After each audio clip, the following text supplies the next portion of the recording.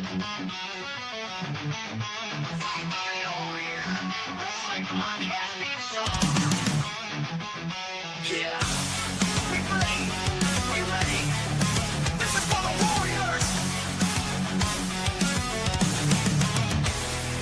on the mat, sweat on my skin. I've been fighting for a win, don't need no gimmick. When the lights go down and the crowd starts to roar, I'm coming for the belt, man, I'm coming for more. The struggle's real, but the hustle's heavy.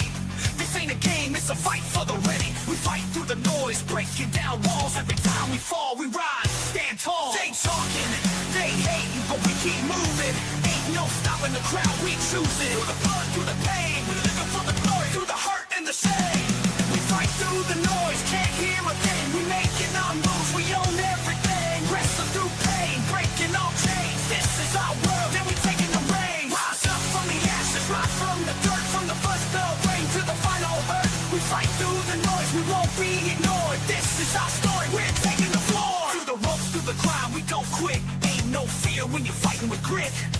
Body slam, then we stand, take the blow. A real champ knows when it's time to grow.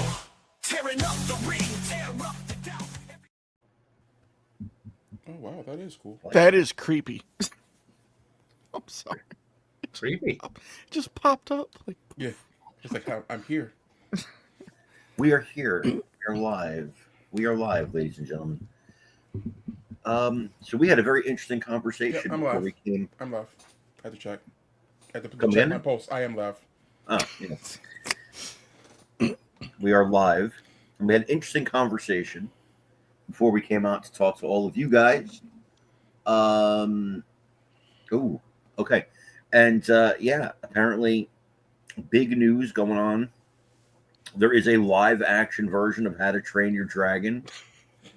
And these grown men actually care about it. So I'm First of all, the fact that you just found out about it approximately 45 seconds ago is just freaking amazing, considering there's been commercials, posters, merchandise, all kinds of crap. That's I'm a 47-year-old man. Since when? I don't give a shit about How to Train Your Dragon. See how Don't you give a shit. But we got news today. I'm going to be selling some stuff. None of this stuff. But I'm going to be selling some stuff. And gonna try to make a profit, are you? that Wayne Deagle over Carmine's shoulder, 200. Do I hear 200? yeah. Yeah. Imagine that. You can hear 200 all day long. You got to hear 200 times 10. No, times 20. No, times 30, 40, 50, times 50.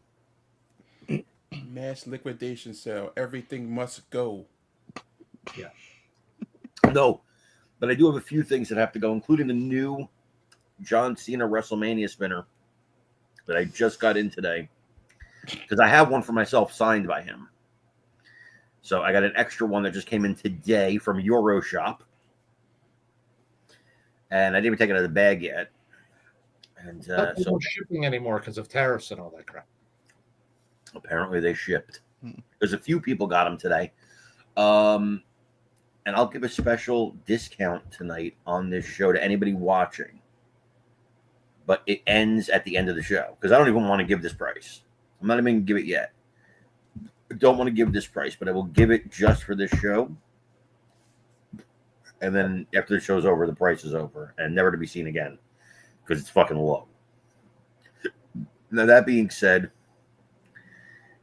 what's going on in the world of professional wrestling? We have Goldberg. Let's talk about Goldberg making his. Oh, look at the face Mike Jones is making, because Mike Jones. A lot of people don't know this about Mike Jones. He's a Goldberg mark. He has a whole closet full of Goldberg shirts. A lot of I'd people don't rather know. you say I'm a Hulk Hogan mark than a Goldberg mark. He was texting me before trying to peddle some Goldberg shirts to me. He's like, "Come on, I got a gross, but I'm fully stocked." Goldberg. Let me tell you something about Goldberg.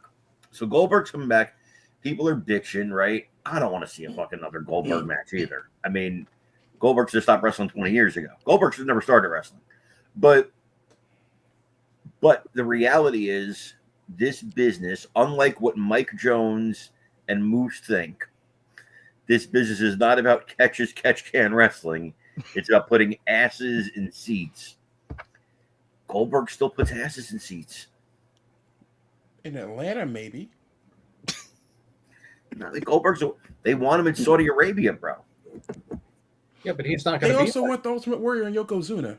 Hey, that is true. And Andre. Don't forget Andre was part of that. Exactly. Yes. My point is that if they're willing to pay, if they come to you and say, Mike Jones, we'll give you $5 million for Hulk Hogan, you're going to produce Hulk Hogan. No, I'm not, because I still not enough profit, because he's going to want 10. No, that's true. That's true. Let's say, all right, it's his money plus $5 million for you. $5 million doesn't work for me, brother. Hogan, if Hogan does have another match, and I think he will have one more match, it'd probably be in Saudi Arabia where they'll pay for it. You know, Are you? I think Hogan's got one more match. Can't walk. Yeah. Listen, let me put it another way. I don't think he has one more match, but I think he thinks he has one more match. He does a leg drop. He's not getting back up. He does anything, he's not getting back up. He can do a body slam, much punch. You know, maybe, we might get some. You know, first of all, his physique he looks like Goldberg now. Second of all, he's. I mean, where are we going to get? Still looks better than us, bro. What are you talking about? Punches and that's it. The guy's going to have to fall down. I mean, I'm gonna tell you a story. I'm gonna tell you a story. Okay, tell us. And this is Mike Jones is gonna like this. Moose isn't gonna like this. Okay. But I blame Ric Flair for Goldberg coming back now. I blame Ric Flair for the Honky Tonk Man having a retirement match on the Indies. I blame Ric Flair for everybody who's 75 years old who wants to come back in that retirement because they saw Ric Flair die in the ring and draw crazy money for his retirement match. And now everybody and their brother's uncle wants to have a retirement match. I blame Ric Flair. I'm still waiting for the part where I don't like it. Because you love Ric Flair. Oh, I do not like Ric Flair. No? No. I Well, do not like Ric Flair. that's NWA. That's the anti-WWE. I was a Luger and Sting guy. I I was a love Stan Luger. Hansen guy. I was a Terry Funk guy. I like the Midnight Express. I like the Steiner Brothers. I like seeing Ric Flair get beat up. I didn't like seeing him. Well, that younger Flair, maybe. Yeah, Now, yeah. stay away from every television. Stay away from social media. Just stay away. He has I go away love, heat. dude, I was a huge Luger guy. Huge Luger guy. When I was, dude, how furious were you when Flair's in the torture rack and the referee calls for the bell because of the blood? Right. I was just I like, was screaming. Oh, I was screaming. I was flinging things around my house. I was so pissed off. that broke my little heart. Yep. I was so pissed off. First of all, I have to correct you, though, Carmine. You got to remember something here. Ric Flair didn't die twice during that match. He was just dehydrated. Remember? Yes, that's right. Just You know what? dehydrated. There was WCW, NWA, WCW gave a lot of good memories to those of us who watched it. Mike didn't have it till like the 90s. But to those of us who, to those of us who watched it, NWA, WCW, because I remember watching. 80 Terry's here. What's up, man? Reginald Paul Hawkins is here. I love it. So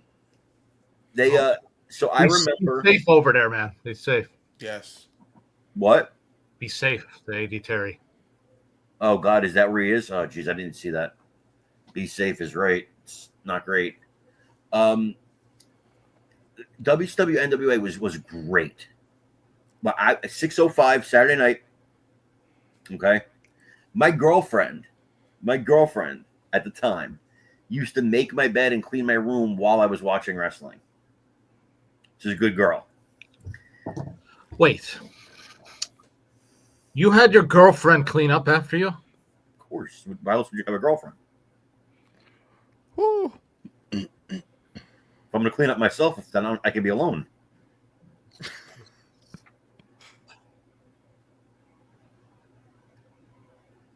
No, I have nothing. You don't want to know what else she was doing during those shows. The point is, a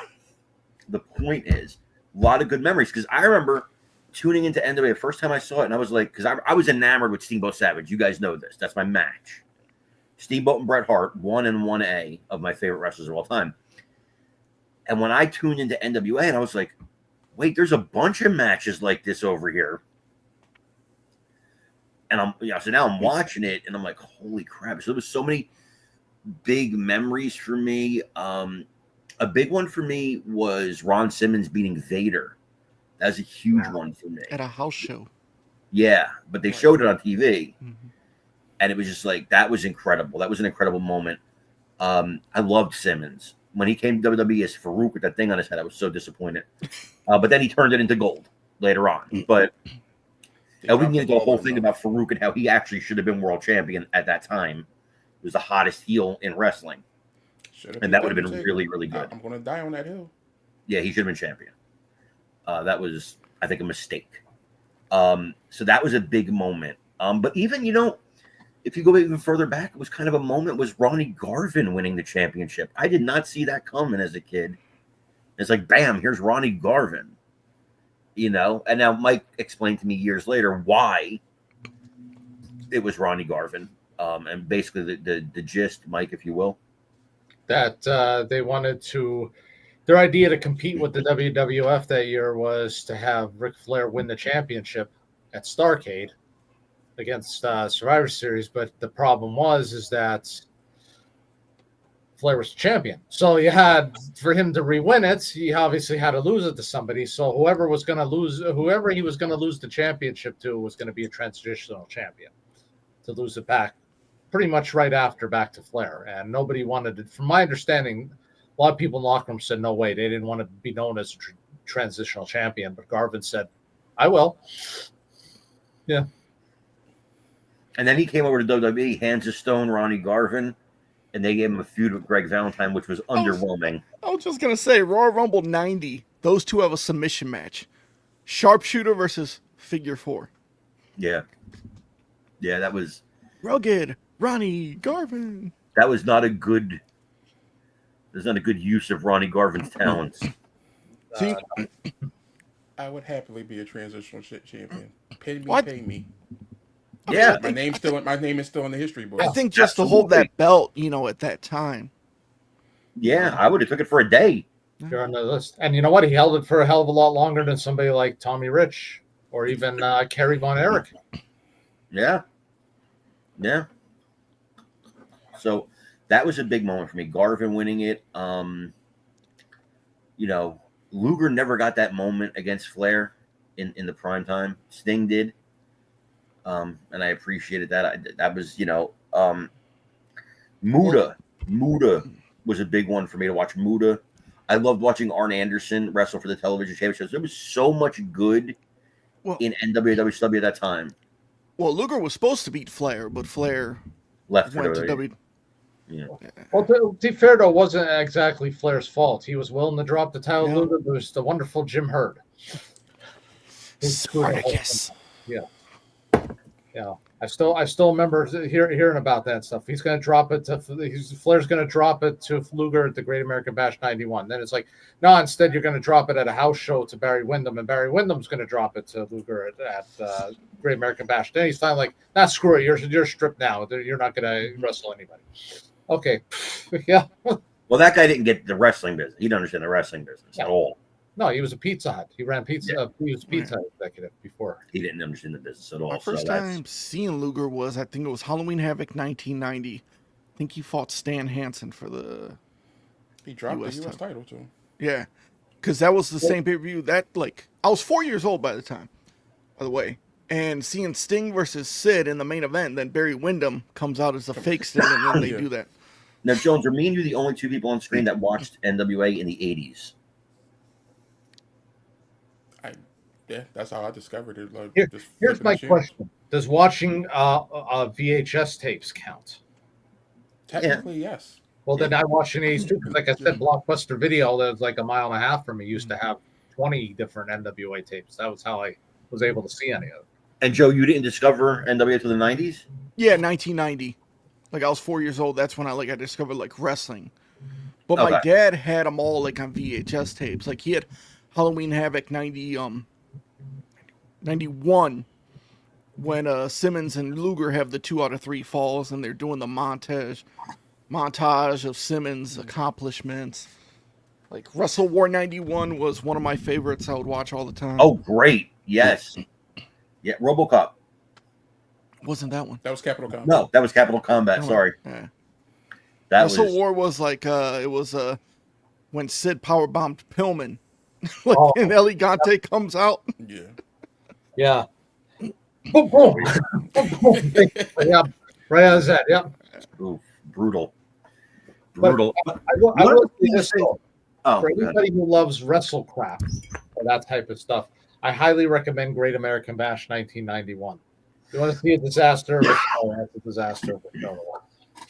When your main event is Rick Steiner and Missy Hyatt against Yes. Anderson and Paulie Dangerously in a cage, and Missy Hyatt can't even wrestle because the state won't let her.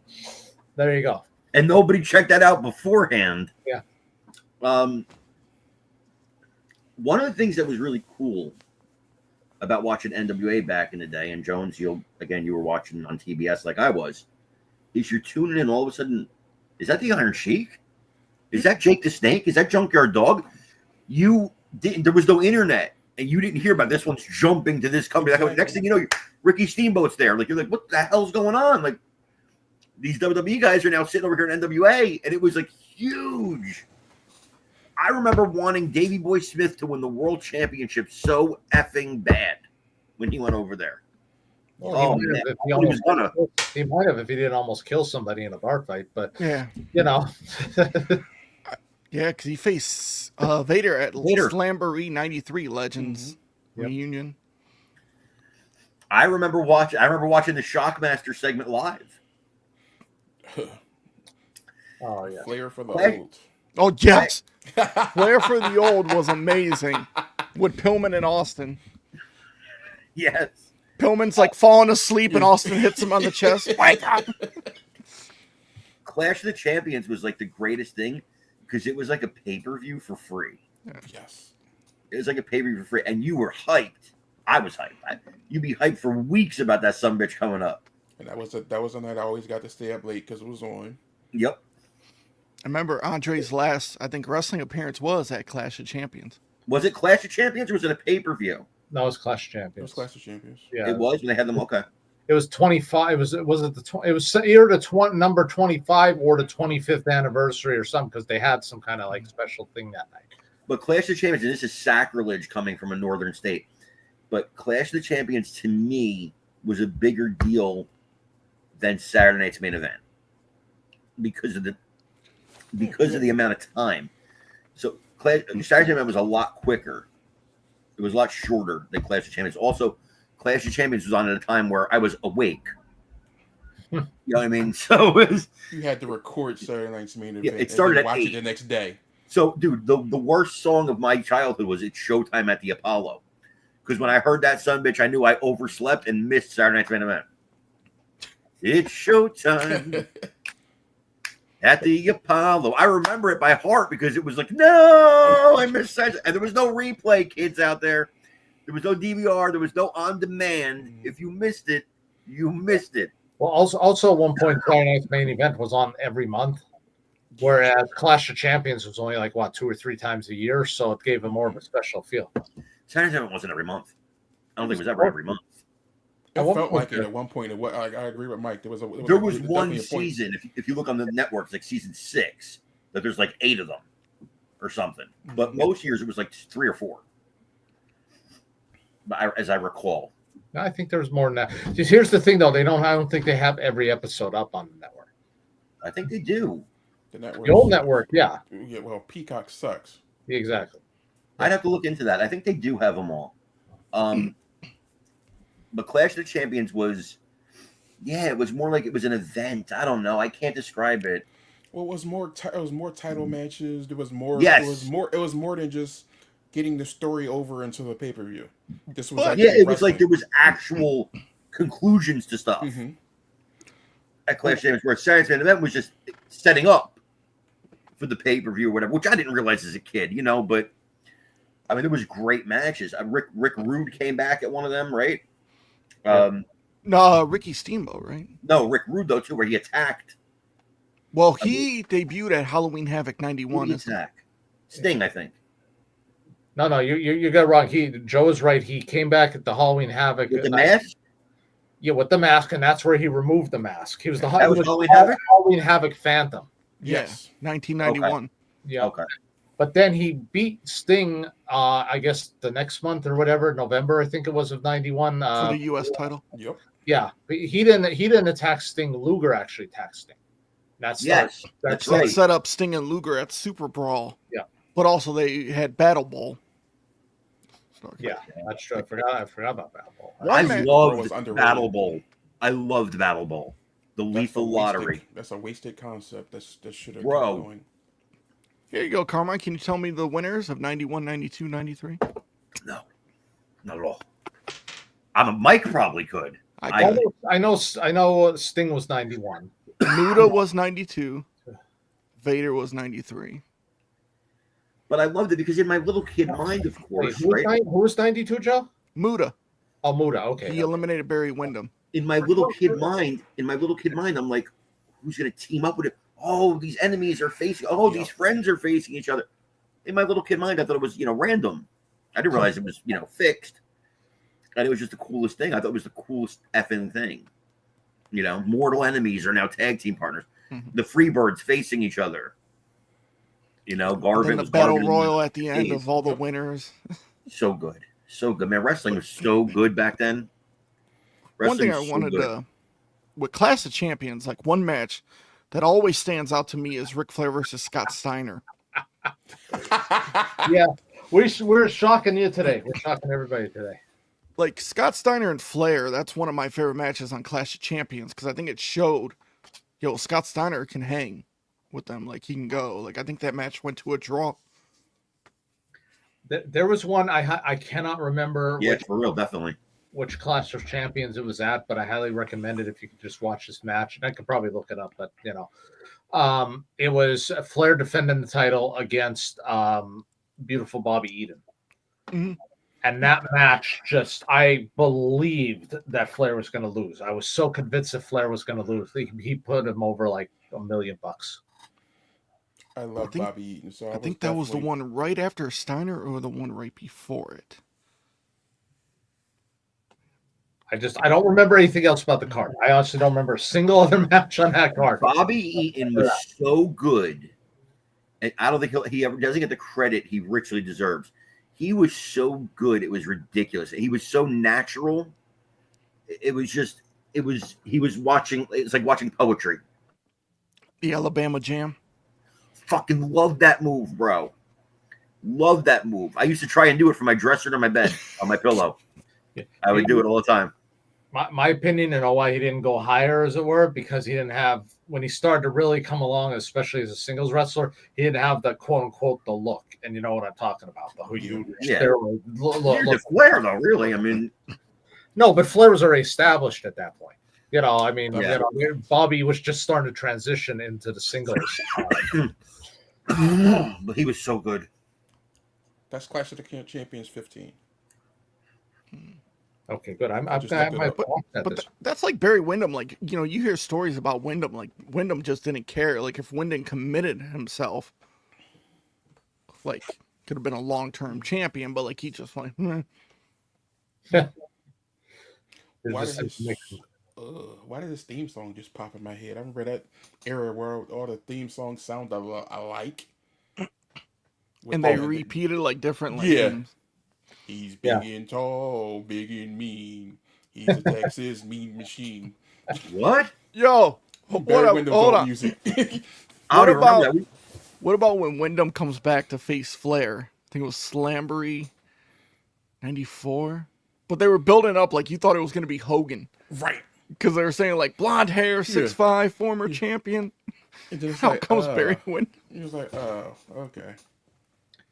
I don't know why, but I've always been a fan of going back to the theme songs, WCW theme songs. I've always been a fan of Dustin Rhodes. They call him the natural. Oh, what the hell? I don't know what it was about that song, but I've really always. Wait a second, Mike and I found something out today that might shock people. Yeah. This blew my mind. This legitimately blew my mind. Now, you guys have heard a man called Sting, right? Yeah. And you've heard Rick Rude's Simply Ravishing, right? Yeah. I was just going to bring up Simply Would Ravishing. you lay a bet that was a black woman singing those songs? Yeah. Let's see. Hold on.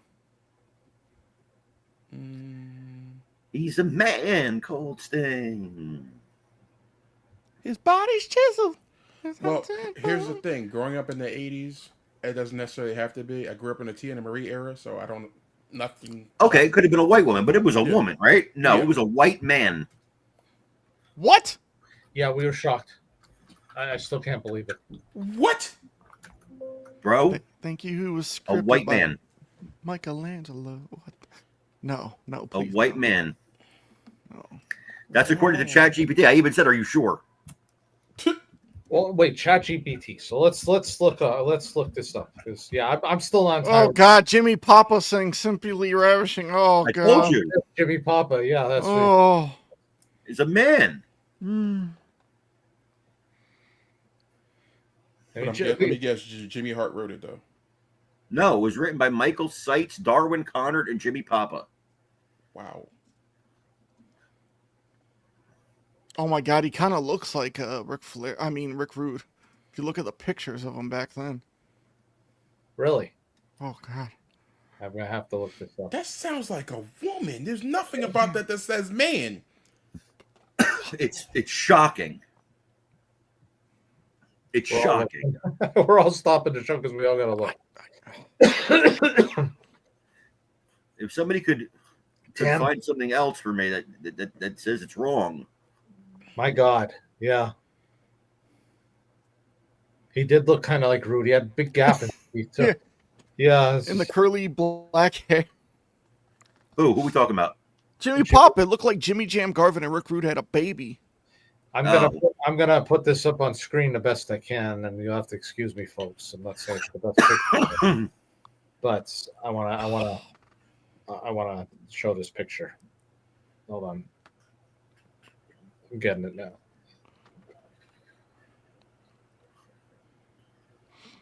I can't wait till Moose pops up on screen in like 20 minutes. This is Jimmy Papa. Oh wow. I told you. Now, in fairness, he kind of looks like a black woman. Jimmy Jam Rude. Wow, I mean that does look like My wow. name is Diego Montoya. You killed my father. Oh yes, He my actually goodness, yes. simply ravishing. Ow! That's him. I'm like, oh my God. I can't believe that. I can't believe that.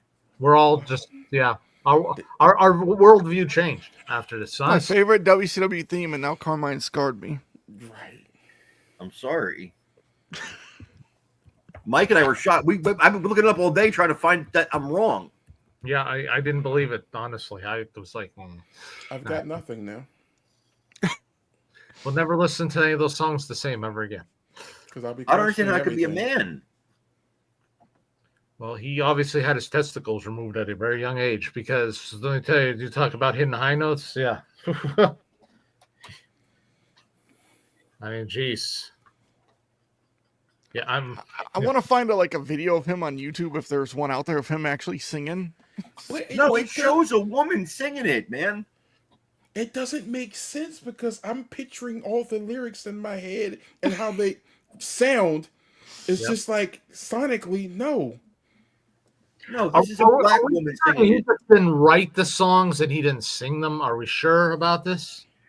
That's what it must be. He must have wrote them, bro, because Let's. I'm gonna look some. I'm looking at a video of the recording session for Simply Ravishing, and that is a black woman. I mean, I can see that maybe he wrote the songs, but it's kind of hard. Yeah, it's not believable that that's a white man singing that song.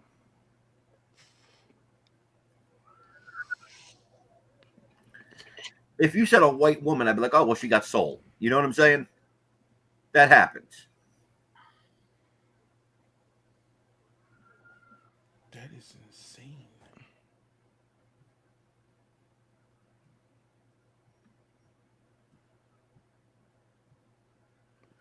Now, here's what it says.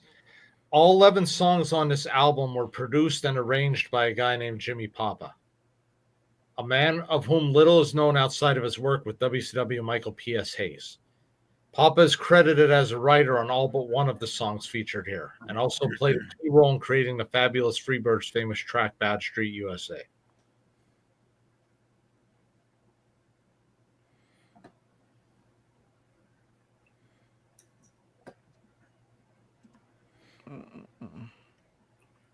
Is Sting's song a man? That's possible. I didn't think Stings was a man. Was a man either. It sounds like a black woman. I mean, You're better. You're a better man than I am, or woman, Fandalorian. I'm just sorry. I definitely didn't see it. Didn't hear No, it. me neither. Simply ravishing. No. Just no. Like the Steiner brothers one, I can understand. Yeah. American males, I can understand. But these, no. okay. I may have some more info here. I'm just seeing.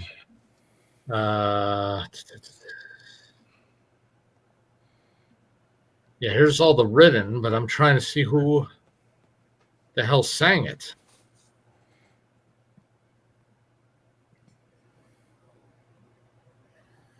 All right. Well, back over here on the home front, Liv Morgan's out.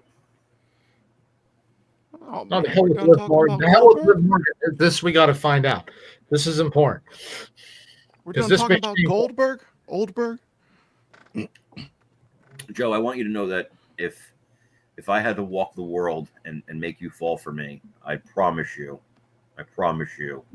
I will. I'm sorry, but I was just thinking of the right words to say. I know they don't sound the way I planned them to be. But if you wait around while I make you fall for me, I promise you. Sorry. Well, Carmine's, Carmine, me and you, man, So here's the deal. one in Rome. John Cena WrestleMania spinner. I just got out of the box today.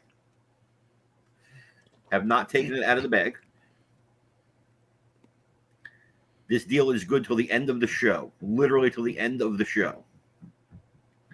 And it will not come back. I will not do it for this price. So don't ask me. Don't call me in an hour. If you're watching this show after the show, don't message me. The deal's over. But if it's live and you can catch me right now, John Cena WrestleMania spinner, $1,100 shipped. Sorry, folks. This show's over. We'll see you next week. All right. You missed out. Sorry. So just I'm not going to look at it now, but apparently there is a making of video of the album that's out there you could see. Okay. So you should be able to find out. You know. Do you guys want to see the Reggie? Yes, we do. We asked you this before, and you told us that you were too lazy to get up. You fuck. No, that's Fine. There's 3 Reggies. I'm only going to show one. Well, you showed the other ones last week, so I did, yes. Yes. So we want the new one. That's nice. You bring out your legacy collection. Ron Yeah. Simmons had a song on there. Yeah, I don't think he used that as his theme though. Okay, because I was like, I never Yeah, remember. it's like- I yeah. never remember lyrics. Don't step to Ron or something like Yeah, that. don't step Yeah. to Ron. He never used it. Yeah.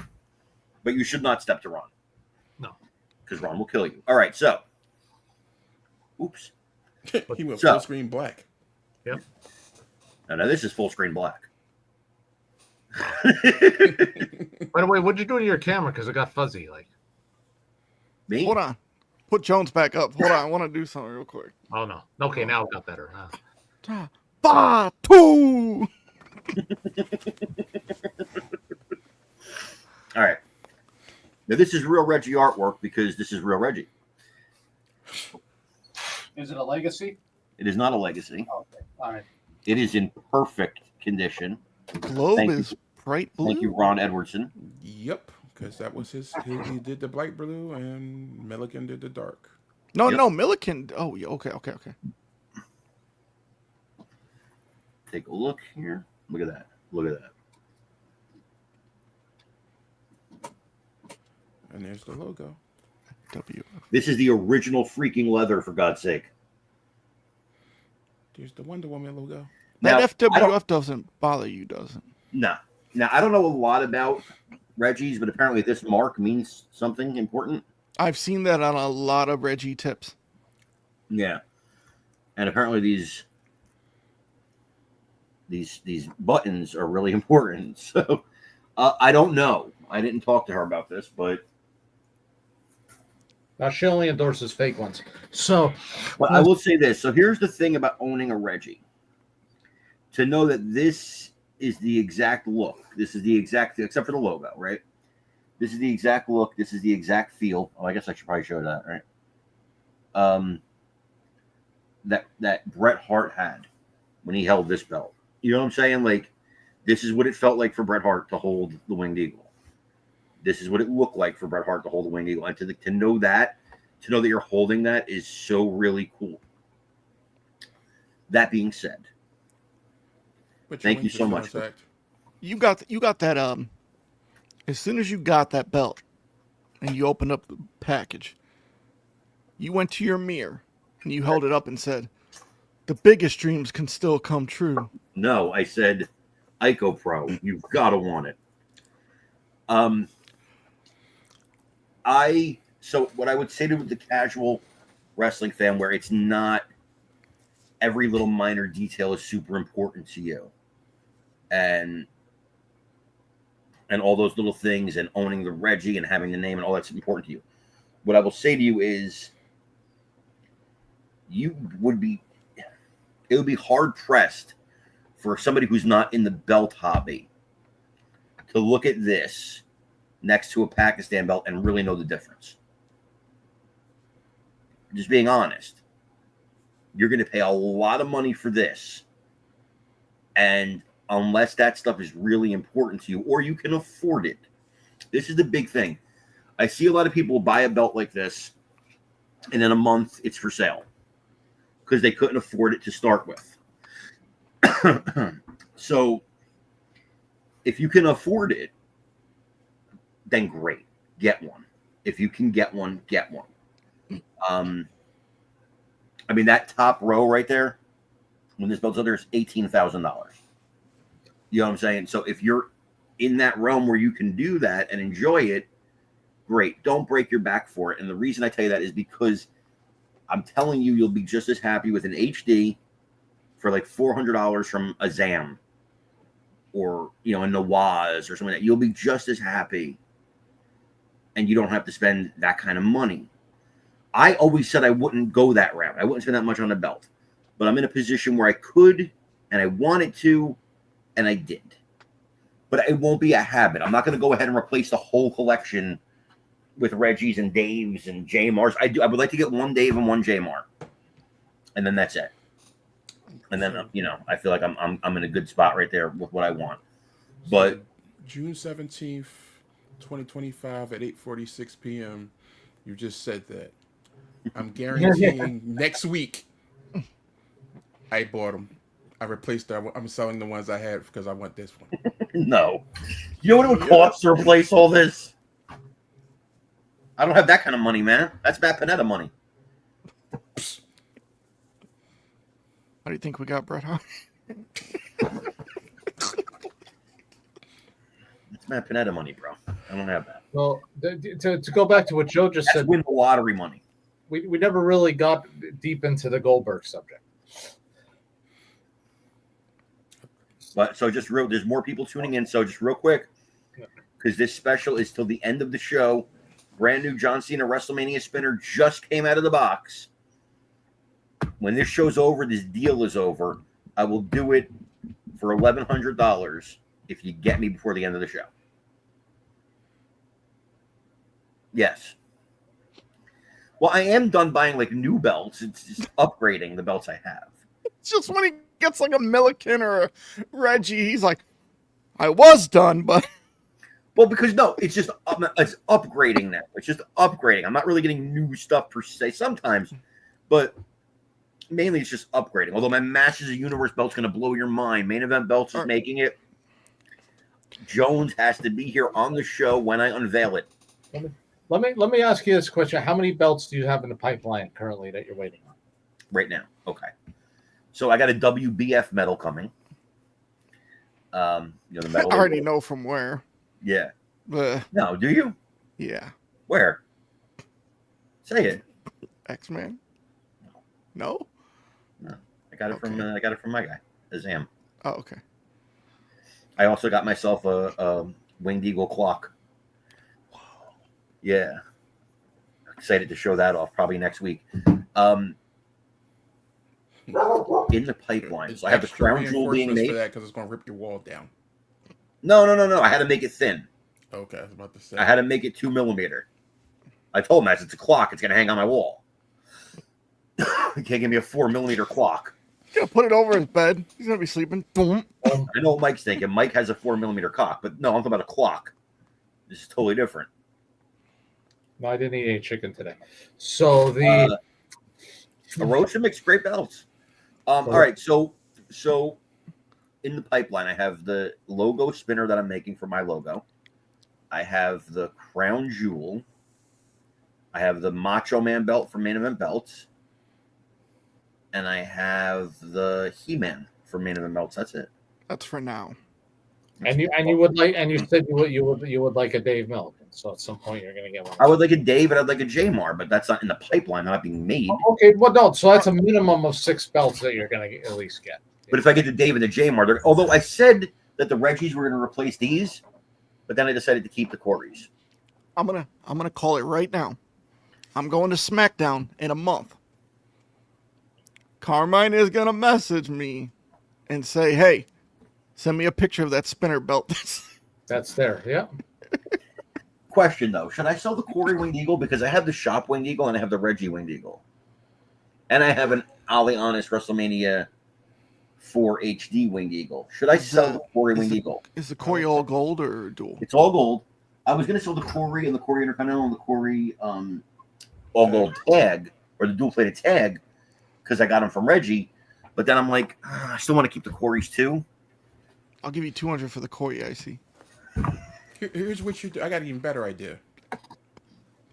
You put all 3 of our names in a hat, and you ship each one of us one of the Corys. There you go. That's a smart idea. First, you ship me $1,000. Okay. I want to go under the long established by Carmine.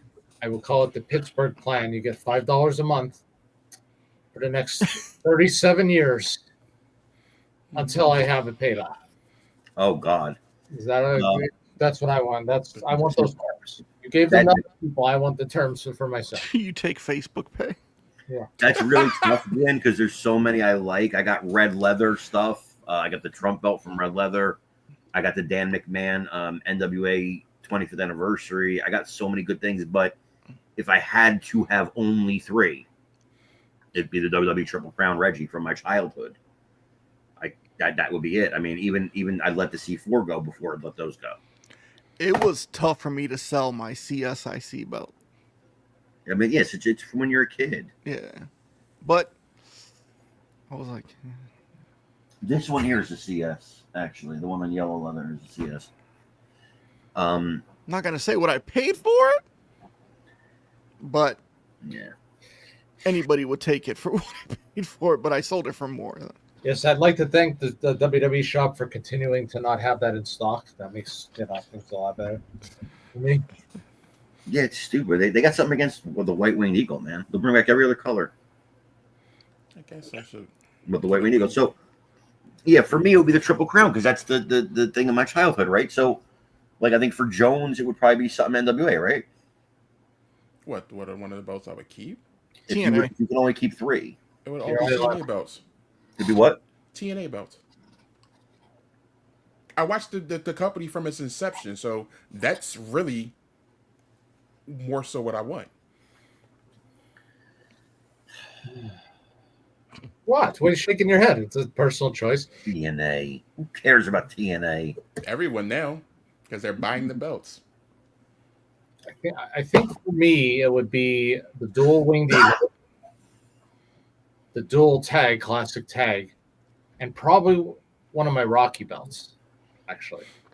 Because I grew up with Rocky, so that has a. Well, now, does that count? Because my Rocky belt is signed by Stallone, Lundgren, and Mr. T. I wouldn't want to let that go. Well, again, you can only pick 3, so you Does that count as a belt though, or is that more autographed memorabilia? It's a belt. Don't try to change the rules.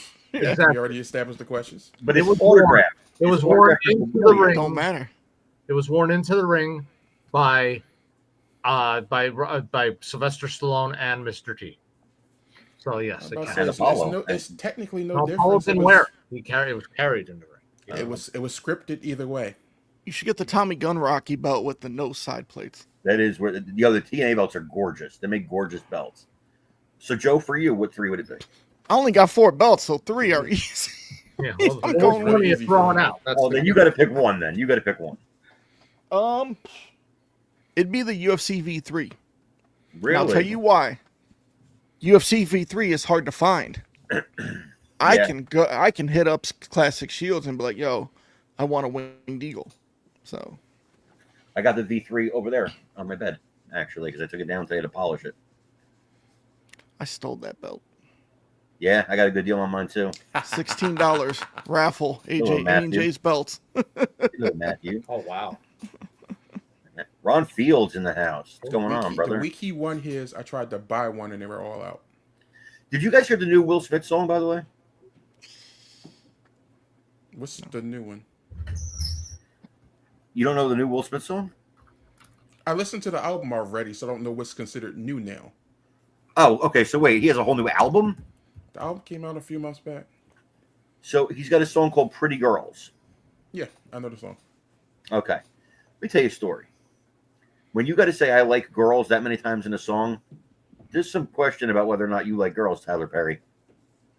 Wow. Oh, you just had to go there. Wow. Well, is there a song on the album that's called "My Wife Has Another Man's Penis in Her Mouth"? Well, because here's the thing, right? Raise your hand. Raise your hand if you don't think Will Smith has performed fellatio on a man. I'll say again, raise your hand if you do not think that Will Smith has performed fellatio on a man. So just the 2 guys on the bottom. I don't know. I'm halfway. I could see it, but I Jones, do you really not believe it? We graduated from the same high school. I have to defend my brethren. That's about it. I'm sure you graduated with other gay guys. The man says in the song, I like pretty girls like 800 times. That to me is somebody who's trying to convince you he likes girls. See, I'm with you, Avenger, so I can keep it. Cheat code. Now, of course, Will Smith's song is clean because all his songs are clean. They always have been. No, they aren't. No? No, he curses a lot on the album. Oh, he's probably a new tough Will Smith now because he slapped the guy? Well, he's matured now, so. Wow. Yeah, I agree with you, Fandalorian. I agree with you, bro. I agree, man. That guy's handled more cock than the Colonel. Listen, there is something, Tyler Perry, about black famous guys that they like have to make them gay. I'm telling you. So you're saying Will Smith gives Jenna Jameson a run for her money? I'm saying Tyler Perry, Diddy. I'm starting to see a pattern here. And Will Smith comes off to me as very effeminate. Very effeminate. And I think that thing of slapping Chris Rock and now a song where he preaches about how much he likes girls, that's all like this big masquerade to be like, I'm manly. So now the quote in Bad Boys 2, you ever made love to a man? Do you want to? Makes sense now, right? I'm telling you. I'll tell you, it's going to come out someday and everybody in the screen's going to be like, motherfucker, Carmine nailed it. That dude, I'm just saying, that dude has juggled more balls than a circus clown. That's all I'm saying. You're speculating that this you're throwing an opinion out. It's my opinion Yes. that dude has jiggled the ball or two in his day. It's my opinion. So we went from Goldberg to Will Smith fumbling and falls. It's amazing how that works, huh? We didn't all get to speak about Oldberg. No, because it's just something with like Hollywood has to emasculate black men for some reason. It drives me nuts. They don't do it with white guys so much because white guys sometimes come off kind of effeminate on their own. But I mean, like, I don't know, like when your wife owns your ass the way Will Smith's wife owns him, and then your son wears dresses, there's a lot of questions. A lot of questions. You know, and I liked Will Smith's kids. I whipped my hair back and forth. I liked Will Smith's kids. I still like Will Smith's kids. What hair? Shut up. I put on a wig and I whipped it back and forth. But and I Somebody puts on the wig, he's in the mirror. I also whipped Ric Flair back and forth. Yes. So I'm just saying that Will Smith, you know, has played the flute in his day. I believe that. I could be wrong. I don't want to get sued by Will Smith. I'm just saying, because I'm just saying my opinion. I have no evidence of this. No evidence. Just my opinion. Him, not him, not me. Him. Just saying. Just him. So I mean, I wouldn't have guessed Kevin Spacey, right? But Hollywood people in general are kind of weird, bro. This is They're why kind of I've weird. never wanted to be famous. And I think, like, in order to get to that level of fame, you got to do some things that maybe you're not comfortable doing. Won't do it. You know, I think. See, now I'll get into the whole thing about Bill Cosby because I'll be like, Oh, here we go. Yeah.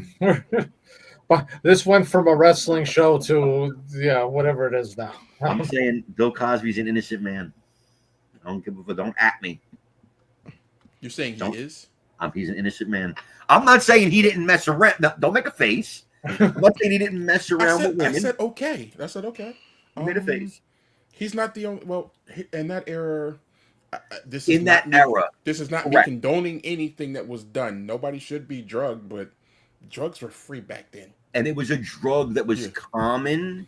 It was a drug that women took. A lot of women took willingly. Not every woman, but some women took willingly. Mm-hmm. You go to a man's hotel room at 3:00 in the morning. What is it you think you're going for? And why are you complaining about it 20 years later? I don't know. I've never been a victim of that kind of thing. And God forgive me if I'm wrong. And if I talk to maybe one of the victims, I would have a different take on it. I just feel like maybe there was a victim or two. But then there was like a pile on. So what you're saying is you don't think Bill Cosby did anything wrong with his pudding pop? I'm saying to you, yes, that's what I'm with. I'm with you on that, bro. I think Bill Cosby was taken down because he was a man's man, and he wasn't going to be broken by them, and he refused to be broken by them. And then when he got older, they took it out on him. I believe that. I also believe, and here's going to get crazy now, I don't believe Michael Jackson touched no kids. Don't believe it.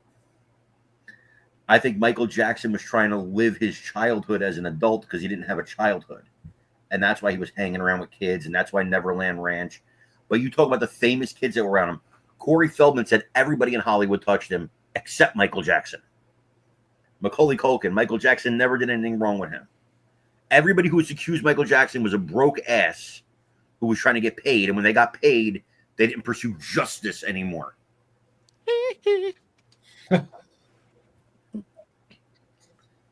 Yeah, I think Michael Jackson was an innocent man. I don't think Diddy's an innocent man. I don't think R. Kelly's an innocent man. I don't think Harvey Weinstein's an innocent man. Wow, so this became Carmine versus Hollywood. Hey, yeah. Let's bring all that out, huh? Just saying. Correct. I don't think MJ did anything. And I think his reputation to this day is sullied by lies. Now, did I prefer Prince more? Yes. I was more of a Prince guy. Love Michael Jackson, don't get me wrong. I jammed out to all the hits. Just Prince was just a really cool effing dude. Did you like Prince more as a child, or you as an adult you started liking him more? As an adult. That's different. As a child, it was more about Michael Jackson. Because the cool dance moves and the whole showmanship of Michael Jackson. But as an adult, listen to Prince play the guitar and shit. And this is not supposed to happen. I agree with you on that. We're not supposed to agree. We can't get a reaction if I'm agreeing with you. See, now, if you get Prince on the phone and our Prince, he would argue for Michael Jackson. I mean, also look at what Prince did with the Batman album. Yo, that was amazing. And here's the thing: Michael Jackson had a great Super Bowl performance, but no Super Bowl performance will ever beat Prince singing "Purple Rain" in the rain. Yeah, when it started raining, I was just like, oh, that's it. That's it. Little red You're never touching that Corvette. performance ever. Need to find a lover that's gonna last. Yeah, I know. I got you, bro. But yes, Prince was awesome, bro. Yeah. But He'll yeah, never as a kid, tell. of course, He'll never tell. as a kid, of course, I think we were all into Michael Jackson, right? Of course. Mm-hmm. But when you get older, your kind of taste kind of mature. Did you ever hear? Those of you who didn't hear it, look it up. You can get it on your Amazon or whatever. Prince's version of "Nothing Compares to You" because he wrote that song. Yeah. You heard the Prince version. Yeah. Awesome. You can listen to it and tell it's him. Yeah. No, Even but you have Sinead O'Connor. it's even her version. You can still tell it's him. Yeah. You can I listen know to what you it. It's mean. like, oh yeah, he definitely wrote this. Yeah. Well, he wrote a lot of the songs for what's that girl group? The Bengals.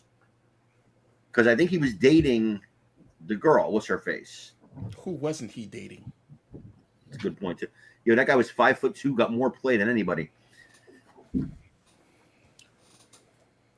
And it was great because the girls could put him right in their pocketbook, carry him around. They get into the movie theater, one price, take him out of the pocketbook. Yeah, he really did. But here's what we're going to do.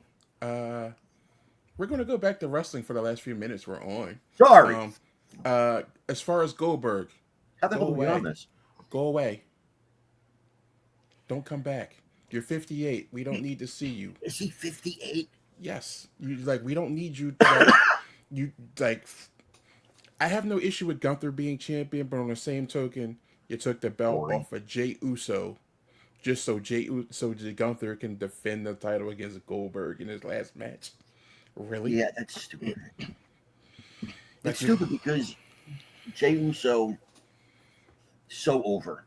And now they're talking about putting them back together as a tag team. Why? Jey Uso is money right now. And so, all right, let me ask you this question. Is Goldberg going to go over? If Goldberg goes over and Seth does not cash in on him instantly,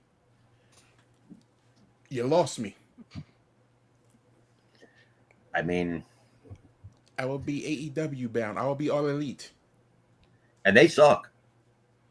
I will be All Elite all day. What if they did this? So, listen. I understand why they did it for Goldberg. They wanted to give him his last retirement match in Atlanta. Whatever. All right.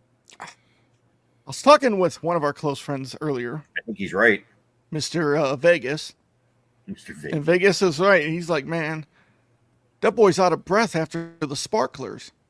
And it got me thinking, like, when Undertaker was talking about Ultimate Warrior on his podcast, he said, man, he was blown up by the time he got to the ring from running.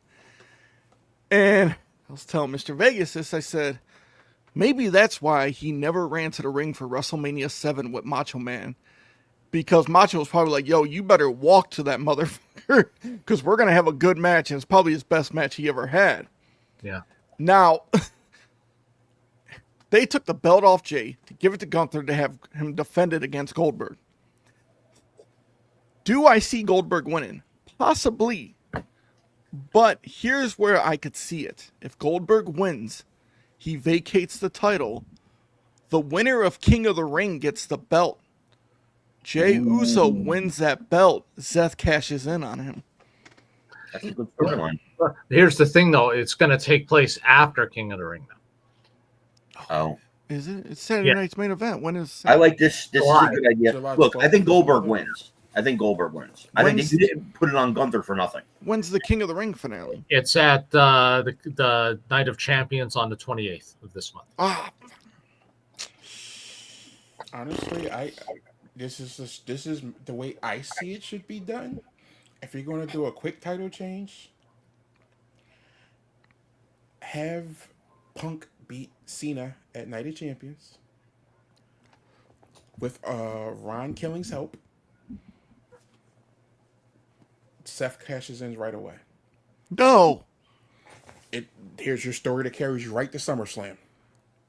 No. I don't want Seth and Punk at SummerSlam. I want them at Mania. Well, it's the biggest party of the summer.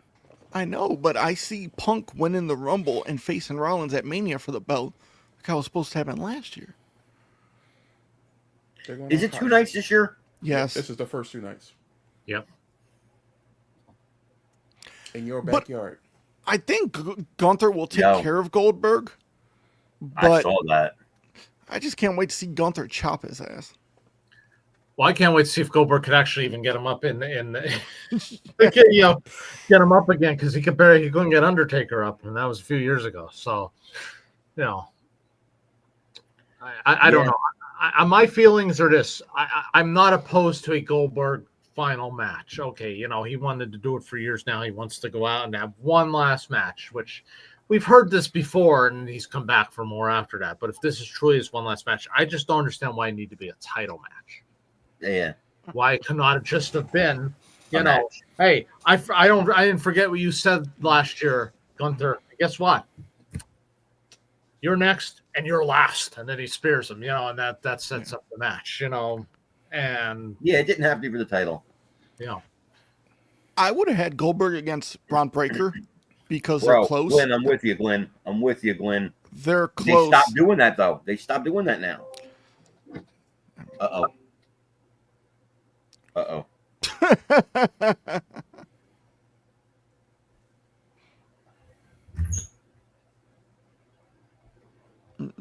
Oh yeah, I heard about this. I just heard something about that. But yeah, I don't know. Also, it's going up against the AEW pay-per-view, and people, some. Oh, that may be why they want. Some fans are like, which one are you gonna go with? Well, I mean, Saturday night's main event is free. You can watch the AEW pay-per-view after. Also, I don't know anybody in AEW, so. It's Okada versus Omega. I mean, I don't think anybody cares, bro. Supposedly, it's the biggest match in AEW history. I'm like, well, okay, why? If they do half as good as they did in the other matches in New Japan, it will be worth it. Yeah. But will AEW let them do that stuff? Are they? Their pay-per-views are 5 hours long, so it probably will be. Will they let them go like an hour and 20 minutes, or something? Hopefully, it's not the last match, because otherwise, it's going to be like 1 o'clock in the morning. They're walking out. Yeah.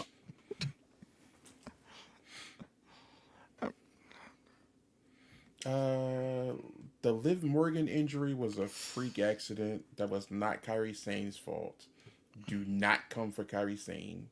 That was a complete fluke. Yep. It was, yeah. I mean, it was a standard move, and she just landed wrong. Yeah.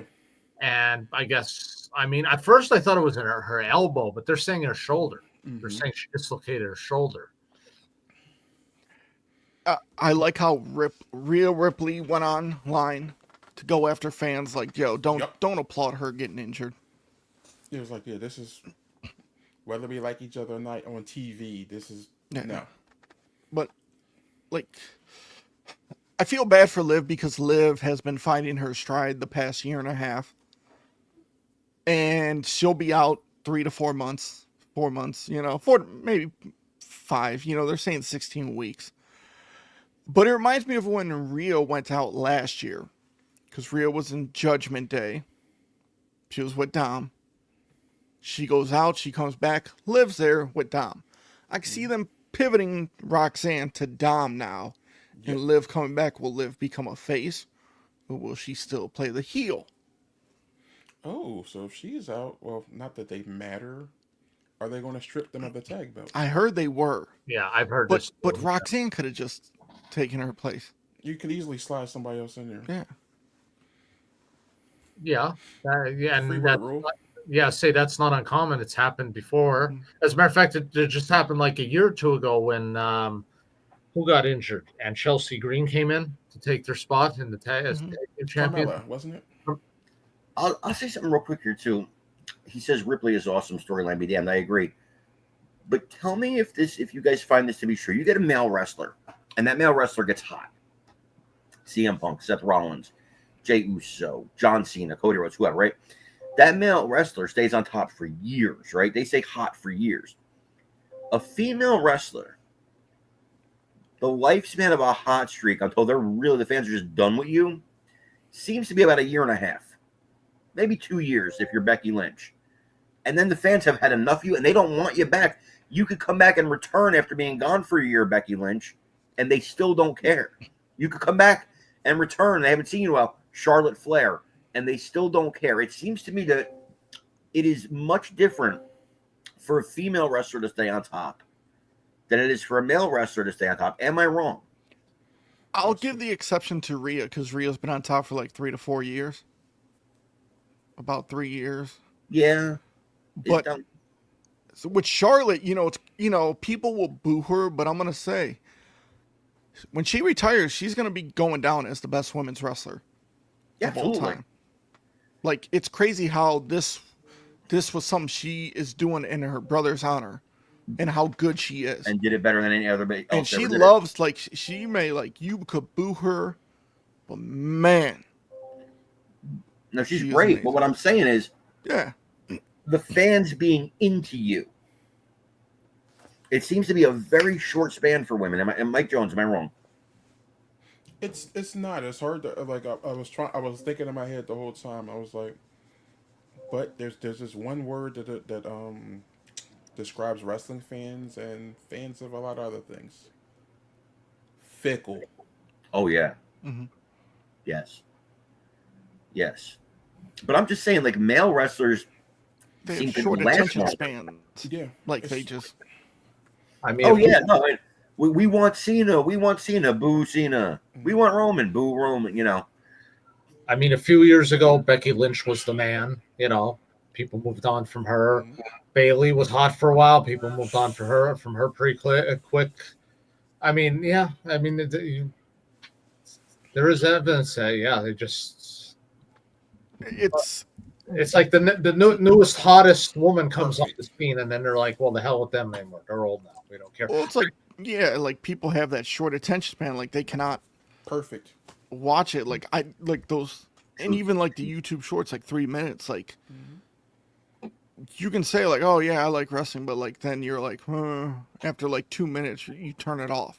Well, how many of us, dude? How many of us? I pay for YouTube because I don't want to do the 5 seconds to hit skip ad. Okay. I've done it since it was YouTube Red.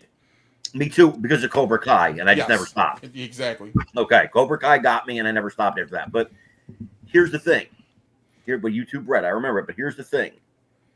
We're even guilty of, right? A generation that lived pay for it. Watching Saturday morning cartoons, and then we had to wait 3 minutes for a commercial till the cartoon came on again. Mm-hmm. And we don't have the attention span for it anymore. I'll look at a YouTube video, be like, oh, that's a subject I really like. Oh, 15 minutes? Yeah, I'll watch it later. Yeah, I'll watch it later, which I never do. I'll look for like an 8-minute condensed version of that. Because usually it's a lot of bullshit talking. I want to comment on this. You know what I love, Mandalorian, is when it will be like you said, it's a 50-second spot, and it's going through, and it's could skip in 50 seconds, and then 10 seconds. At the last 10 seconds, they'll be like, okay, go next, because then you can watch the last 5 seconds and then skip. What the fuck's the point? Just go to the freaking end of it already and be done with it. But like, yeah, I don't know what you're talking about because I wish this generation of wrestling, like fans, like kids growing up, we were spoiled because of how great our wrestling was. But also, you had to be home for Monday nights.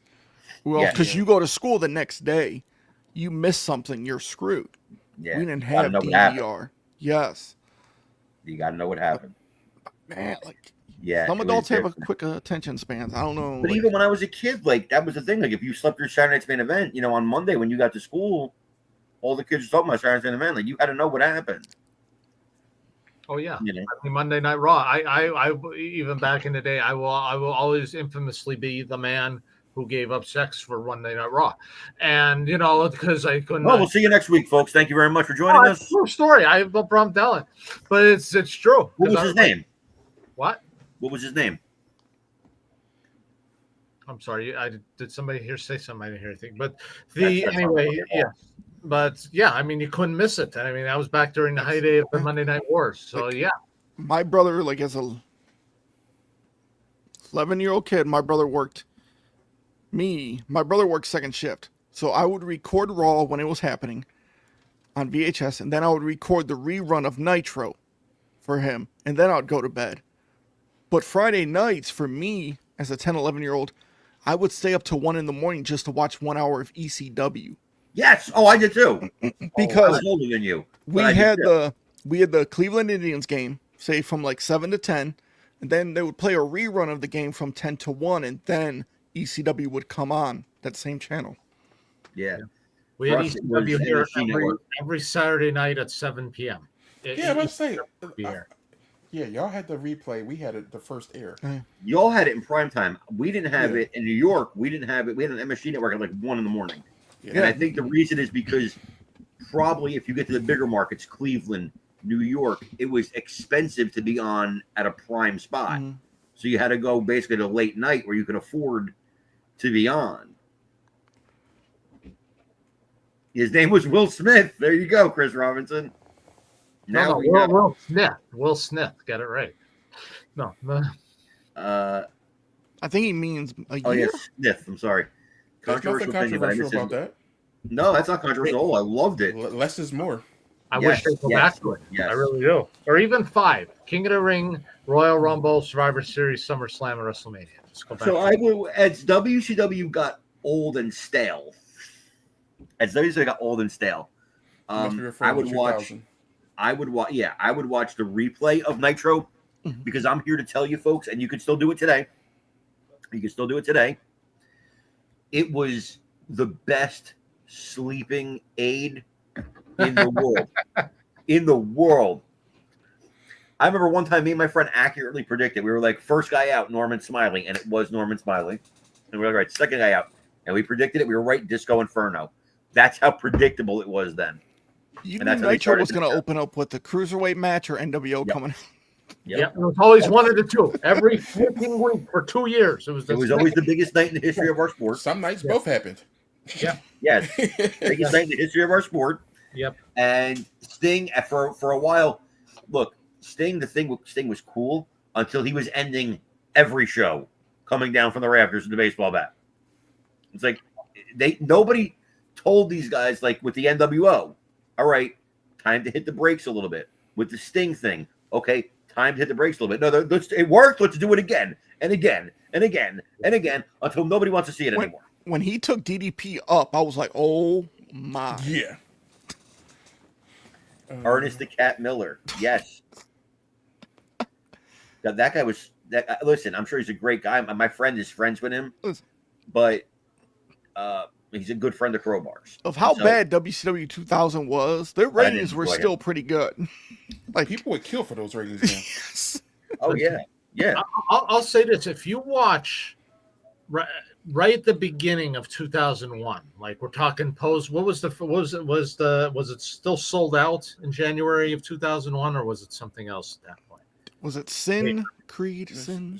It was Sin, Greed, and I can't. Okay, might have maybe. been sold Greed was stupid as fuck. But They no, named it after a game show, for God's sake. but here's the thing: after that first like pay-per-view of January on 2001, if you watch the shows, you watch Nitros and the pay-per-views, they actually started to get a lot better. Like it almost felt like they found the creative focus, and they started to build towards stuff. And I was actually like, okay, this could have worked if they were able to continue. You could have started to build, the storylines of the company back up, but unfortunately, the whole freaking thing fell out from underneath them then.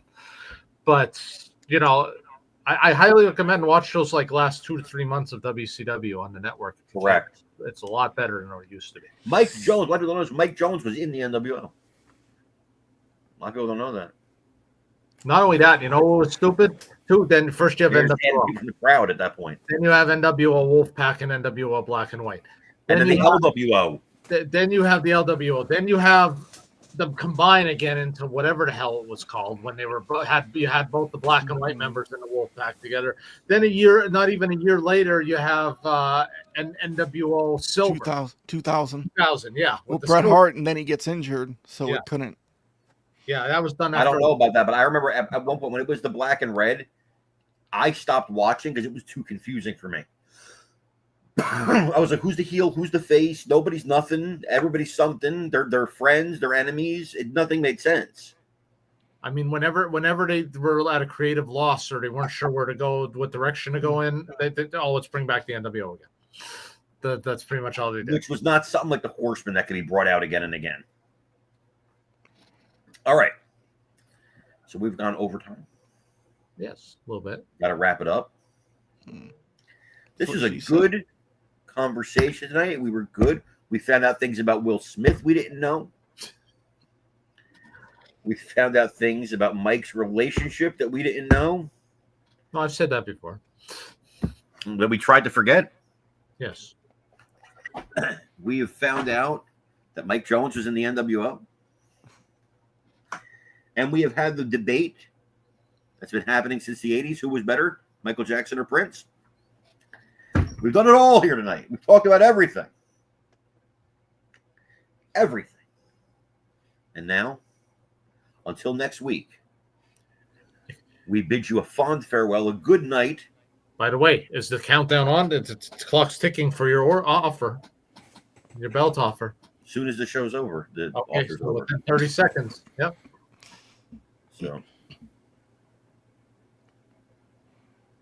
So yeah, and I got the scratch logo from Robert Denisi today. The one that Rock introduced, that network logo, the scratch logo, network logo. I got this. I got a really good price on that, and I won a Fiend belt in an auction for a ridiculous price that you wouldn't believe. I'm not even going to say it here because when I try and sell it, people are going to be like, "You only paid blah blah blah for it." What? Don't even like the belt. No, different website. The price was so stupid. Like I don't like the belt. Out? What website? Send me the info. I'll send you the info privately. Yeah, send me the info. Yeah, I'll send it to you privately. Yeah.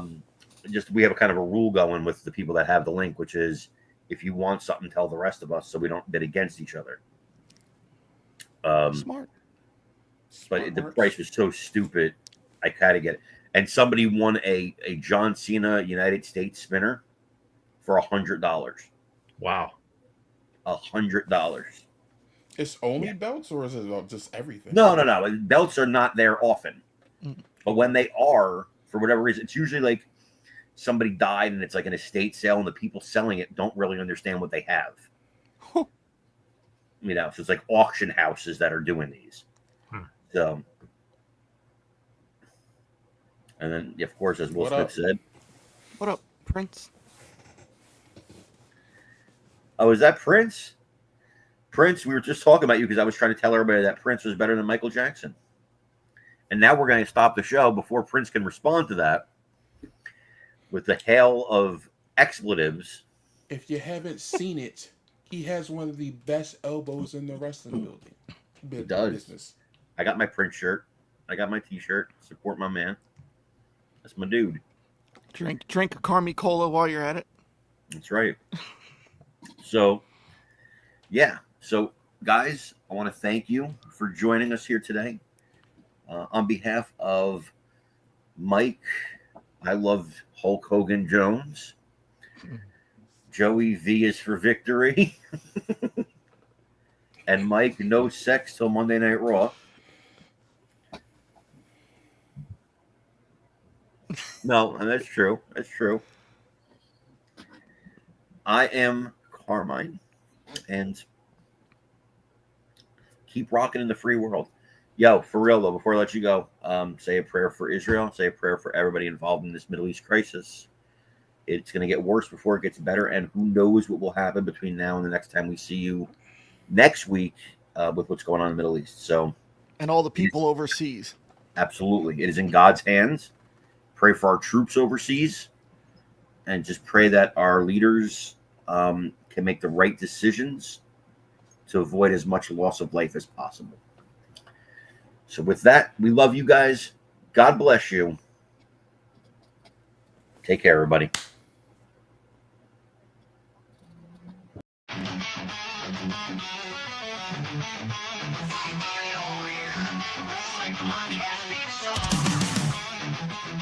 Yeah, we ready. This is for the warriors. Blood on the mat, sweat on my skin. I've been fighting for a win, don't need no gimmick. When the lights go down and the crowd starts to roar, I'm coming for the belt, man, I'm coming for more. The struggle's real, but the hustle's heavy.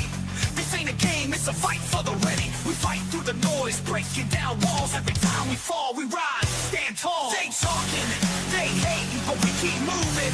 Ain't no stopping the crowd, we choose it. Through the blood, through the pain, we living for the glory. Through the hurt and the shame, we fight through the noise, can't hear a thing. We making our moves, we own everything. Wrestling through pain, breaking all chains. This is our world, and we taking the reins. Rise up from the ashes, rise from the dirt, from the first bell ring to the final earth. We fight through the noise, we won't be ignored. This is our story, we're taking the floor. Through the ropes, through the climb, we don't quit. Ain't no fear when you're fighting with grit. Body slam, then we stand, take the blow. A real champ knows when it's time to grow. Tearing up the ring.